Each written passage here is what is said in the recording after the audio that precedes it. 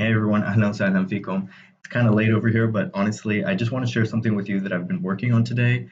I've basically designed and developed, I guess. I mean, it makes it sound kind of extreme, but I've basically made my own Arabic keyboard layout for PC. It doesn't work on Mac, so you can stop watching if you have Mac. But with Windows, you can use this like Arabic sort of layout that I sort of customize because I think that the actual Windows layout is really terrible. So I don't know, some of you maybe have been writing in Arabic on PC. I don't know how's that been for you. I find it really inconvenient and confusing the way that the Arabic keyboard is laid out. I actually find that the Mac version is way better. So in this Arabic layout that I made, I've drawn a lot from the Mac layout. That's why like maybe Mac users, I think they have an easier time about it with typing Arabic. But the Windows layout is basically based off of old like Arabic typewriters. Like that's what they used to be laid out as.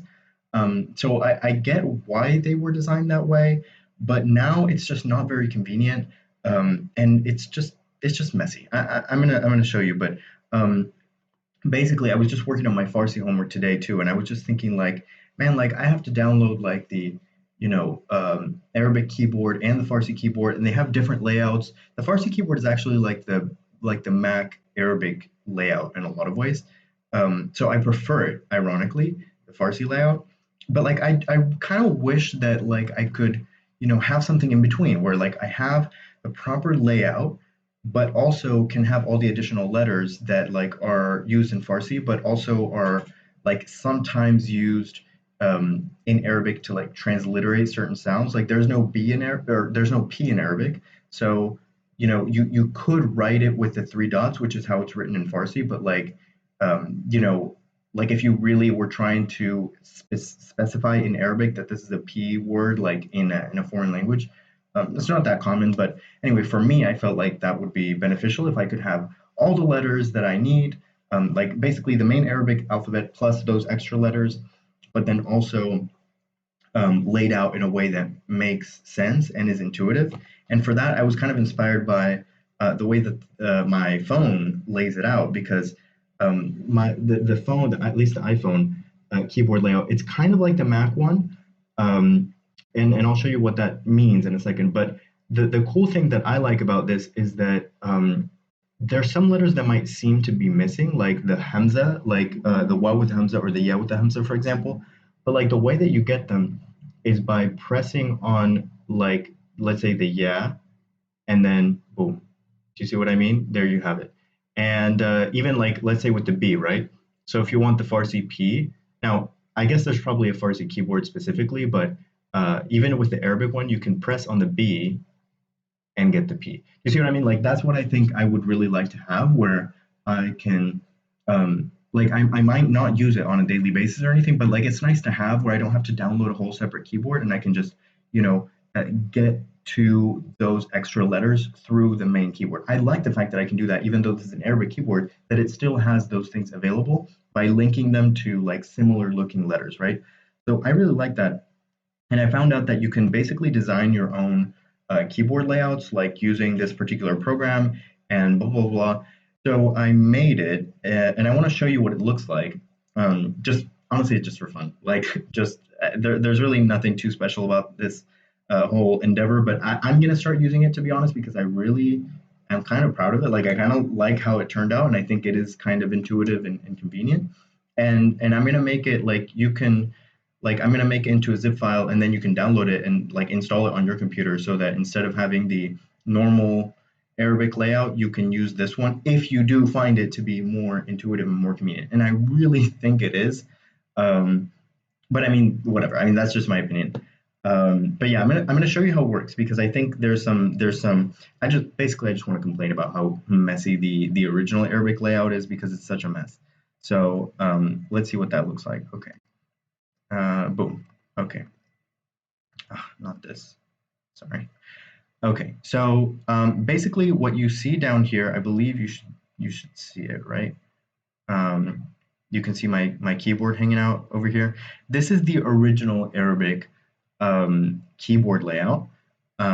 So I mean, I don't know. Maybe for those of you who have not been typing in Arabic, maybe you're not familiar with it, so this might kind of go over your head a little bit. But for people who've been writing, like, I think you'll recognize some of these things. Like, it kind of tries to group letters based on similarity. So, like, you have dod and then slod, qaf, fa, ghain, ain, kha, ha, jim. Like, these are grouped together, but not always. Like, because here you have fa, and then over here you have va, like in this sort of vertical alignment, and then you have dal over here, and then that over here. That makes no sense. I don't know what that is doing hanging out all the way over here. It just doesn't make sense.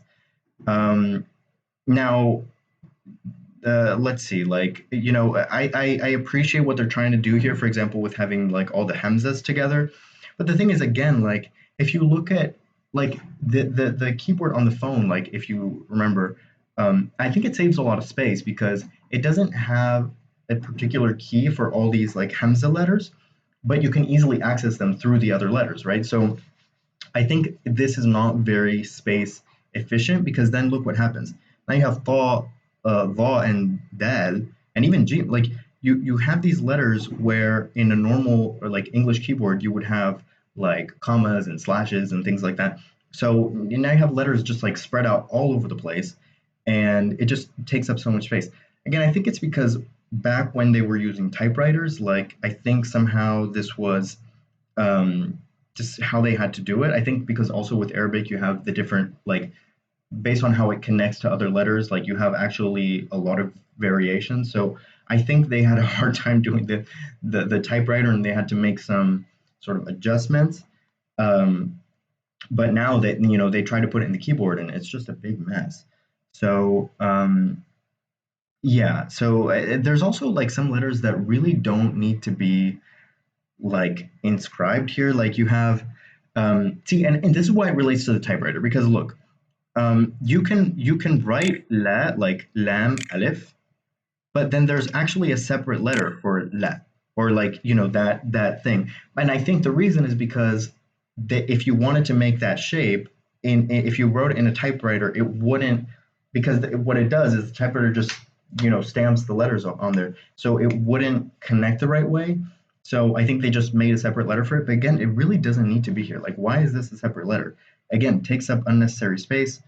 So I just found that inconvenient. So, and not to, and by the way, my biggest sort of pet peeve about all this is that, sure, like most of the time, I feel like in Arabic, like in anywhere, like Palestine, Lebanon, any of these countries, like really, like these numbers are used, like the numbers that we use, which are the Arabic numerals. But, um, but so while I would normally use those, it's kind of crazy that there's actually no option to do the Eastern Arabic, like the actual original Arabic numerals with the Arabic keyboard. That makes no sense to me. How is that the case? Like I can't actually like pressing, I can't access those numbers. So if I ever want to type them, I have to go on Wikipedia and like, oops, and like copy and paste. Do you see what I mean? Like that doesn't really make sense. So basically, I've tried to fix all of these issues and make it really intuitive. Um, and yeah, so this is basically what I've done. So you can see over here, like I'm switching keyboards. Okay, this is my keyboard. So I'm going to go through it, and you'll see kind of where I tried to have some improvement. So first of all, some of it is very similar. I tried as much as possible to keep like sort of combine the placements of things where the least number of things had to change. So so for the first row, well, actually, first of all, I'll just say we still have these numbers, but if you press Alt, if you press the Alt key, you get the original numerals, right? I think that's just, I mean, an automatic, like, that just had to be there. So, and also, by the way, if you have Alt Shift, then boom. I don't know if you might not know this, and it's kind of not relevant, but in Farsi, the numerals are basically the same except for these. But again, it's nice that like from one place. Like you don't have to switch keyboards. You don't have to do all this stuff. From one place, you can just access all of these keys that you would need to have. So I think that is useful. And it's not like, I mean, it's Alt Shift. It's not like in your face, because you're not really going to need these that much. But if you did need them, you don't have to go to Wikipedia to find, or whatever. Now it's okay. There we go. So anyway, so as for the first row, a lot of it is the same. Law, saw. So all of these are the same, right? But the main thing is that, first of all, well, I'll just start there. I'll just start with that. The next row, it's also mostly the same. But once you get here, after the ke, now in the normal keyboard, you would actually have the ta. Or on the Mac keyboard, you wouldn't have, because if you look out down here at the bottom, the Mac keyboard, this is kind of what it looks like. Actually, these two are swapped with these two in the Mac keyboard, but the main idea is that these are down here at the bottom in this kind of arrangement where it's like group by similarity. So I've replicated that for this bottom row, which is basically like copied and pasted from the Mac keyboard. And the Farsi keyboard, again, also has this arrangement. But yeah, so since I've moved the ta, or I think it was the ta down here, now I had this extra space. So what I did was I was like, well, what comes after K? Why not have the ge, which again, it's just a Farsi letter, but if you wanted to have it, I mean, there it is, right? And yeah, so that's what I have there. And then after that, okay, we did the bottom row. Here's where it starts to get a little bit different. The bottom row in the traditional keyboard is this really big mess. I just switched it, where you have these three hamza, you have ra, la for some reason, and then you have this alif maksura and the wow, but then a tamarbuta in the middle, and then the zain, which I feel like should be next to the ra, and then the va over here. Like, it's just a complete mess. It makes no sense. So what I've done is I've put the alif maksura and the wow next to each other, because they're both kind of vowels, right? I wanted to leave as much as I could in the original order, so I've left the ya over here, but now I have wow and alif maksura here, and that's it. So I've stopped there, and then next we just have like this kind of thing, but I'll go into those in a second. And the reason I was able to save so much space is because I've really taken advantage of the shift keys to sort of hide or like put certain extra letters behind other letters. So as for like alif maksura and wow, just like it is on the phone, for example, if you want wow with hamza, you would just press shift wow, or shift like that.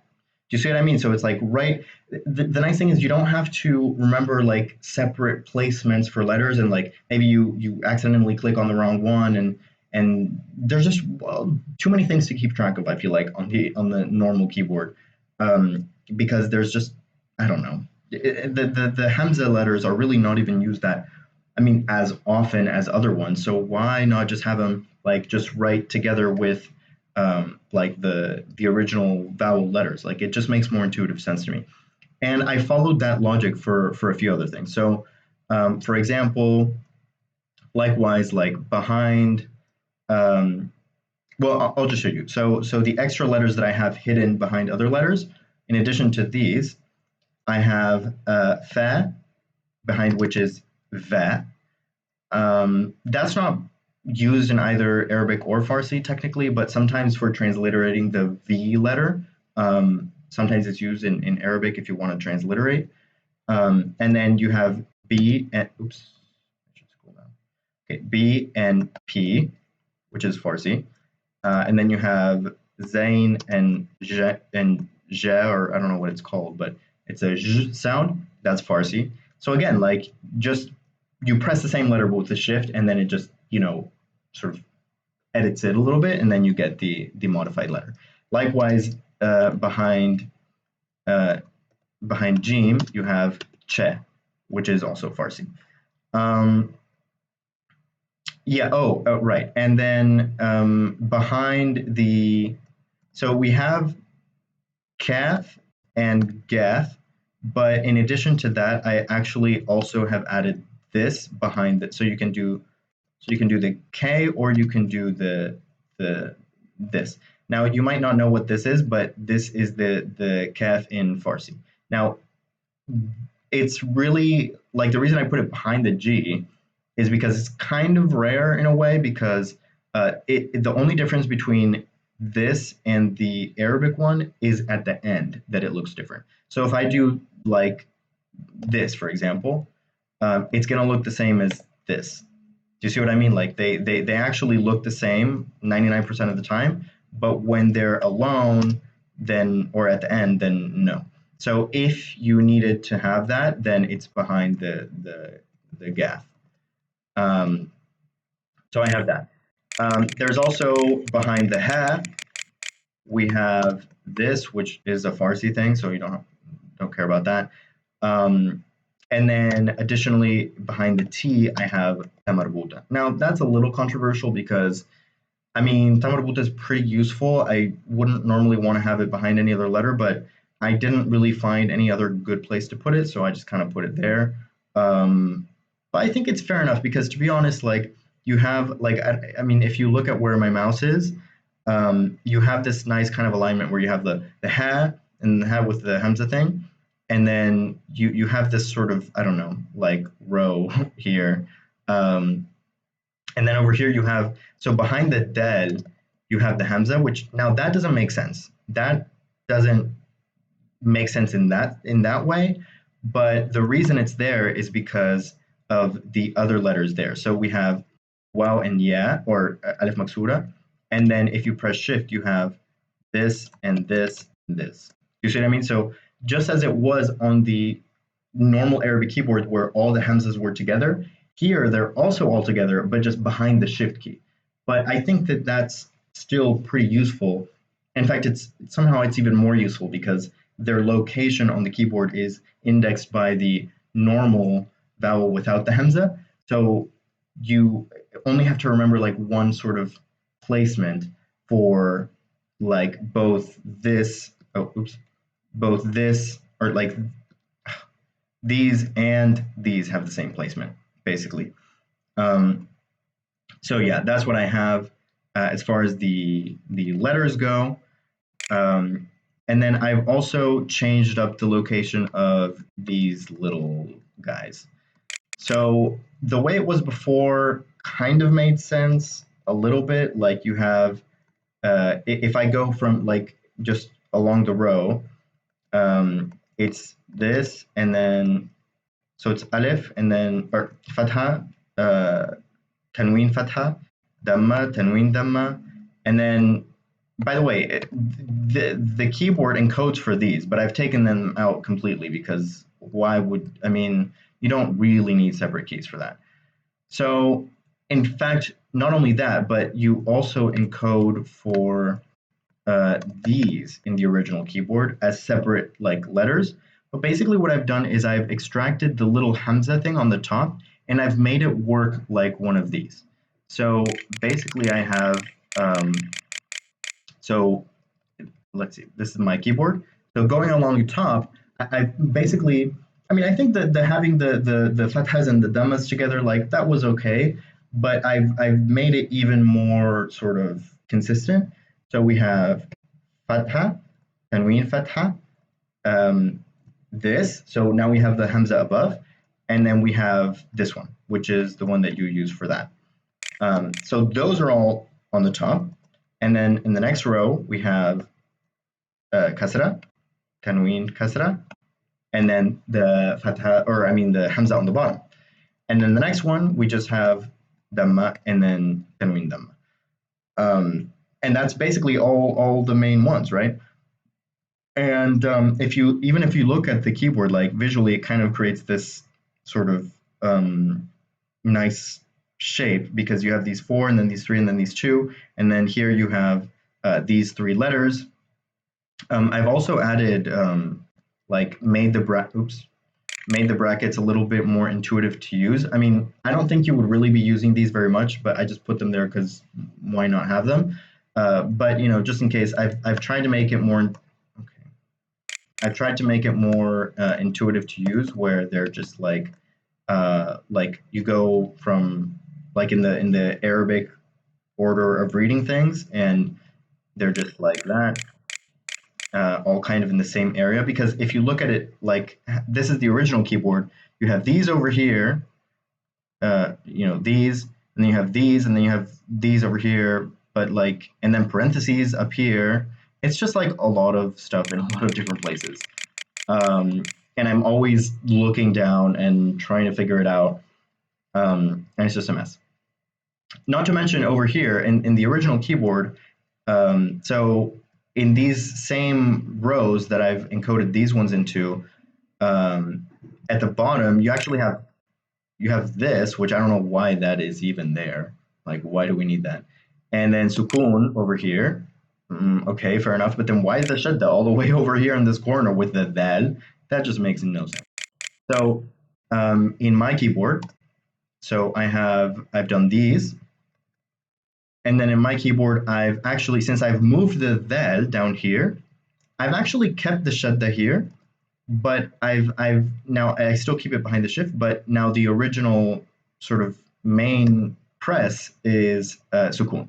So now all the diacritics kind of all go together in one specific spot, rather than being kind of spread out and like the shadda being behind the dal, and like, I don't know. I think this just makes much more sense to me.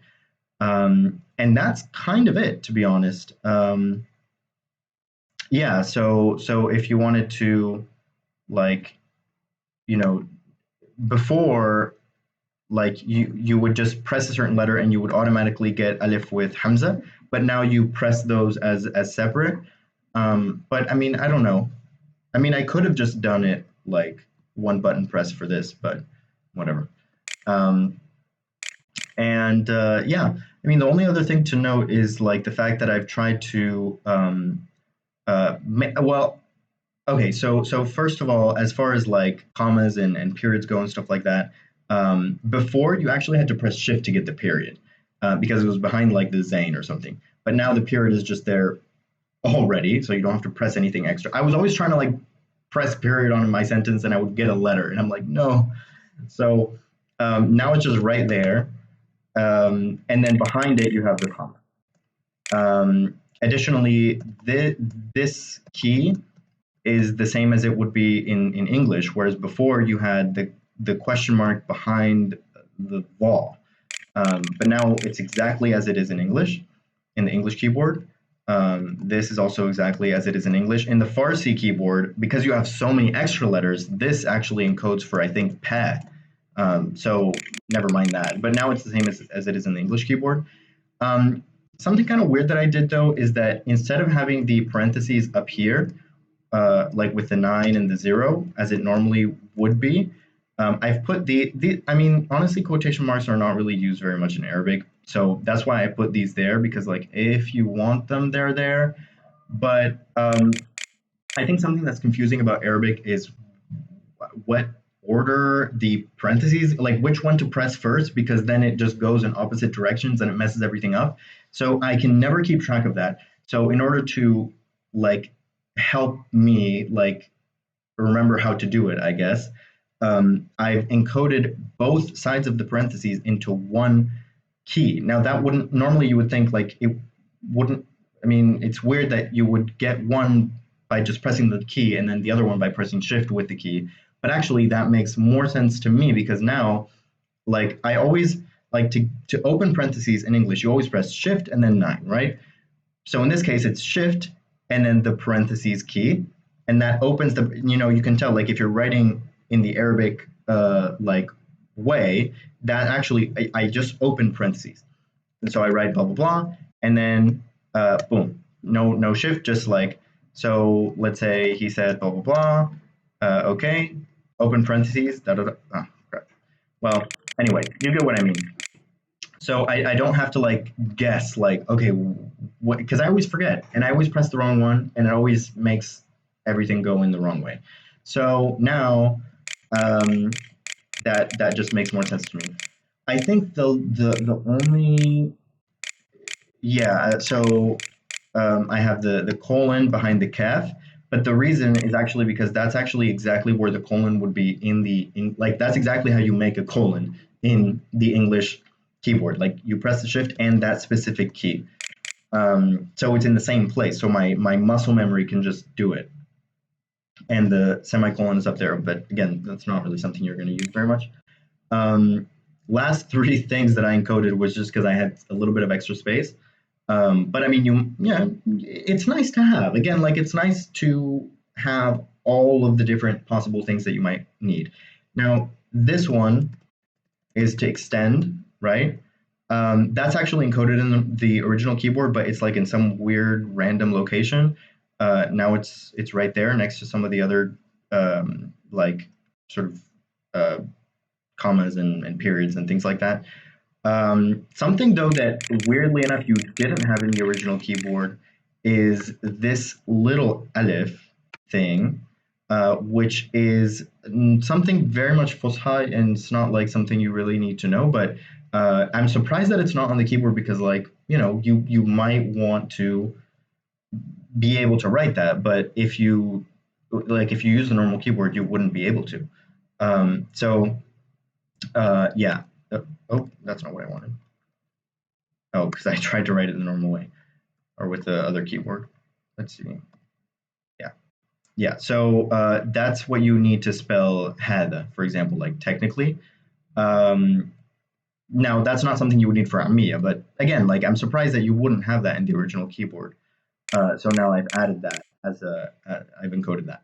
And since I had an extra space, I encoded a lot into one word, into one keystroke. But I mean, the reason is because that's actually like a little phrase that is used in a number of things. So it could actually be a shortcut, more of a shortcut than la in one stroke. Like that doesn't save that much like extra space, and it's just another location to remember. So, but this could actually be convenient. Like, what if I want to write wallah?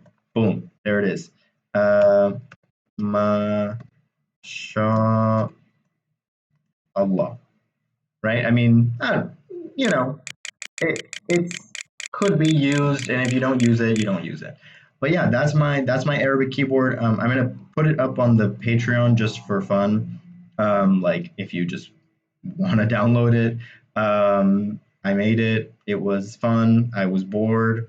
I probably should be working on something more serious, but I'm gonna use this honestly. I mean, the reason I will definitely use it is because I don't want to have an Arabic keyboard and a Farsi keyboard and them using two different layouts completely and just getting confused and switching all the time. And no, that's just too much. This way, as you can see, like I can access all those extra Farsi letters, but not in a way that interferes or creates a bunch of like, I mean, as I said, like in the Farsi keyboards, because there's already a lot of letters in Arabic and then some, I mean, there's just no space for anything else and it doesn't make sense. So, yeah, that's all I had to say. I mean, it was just kind of a silly video, but yeah, link somewhere in the description. And let me know. Well, what's your experience using the Arabic keyboard? Like, do you use Mac? Do you use Windows? Do you like it? Does it make sense to you, or do you like this better? Do you like how it is on your phone if you use your phone to type Arabic? I'm just kind of curious if I'm like the only one who has so many gripes with this. Like you can see, like I have a lot of like bones to pick with this stuff. But yeah, I mean, I spend a lot of time on the computer. That's probably what the problem is. But yeah, anyway, cheers. Have a good one. Boom. Whoa. Okay. All right. I'm gonna stop recording. Wow, it's been 30 minutes. I talk a lot. So yeah, I'll see you next time. Bye bye.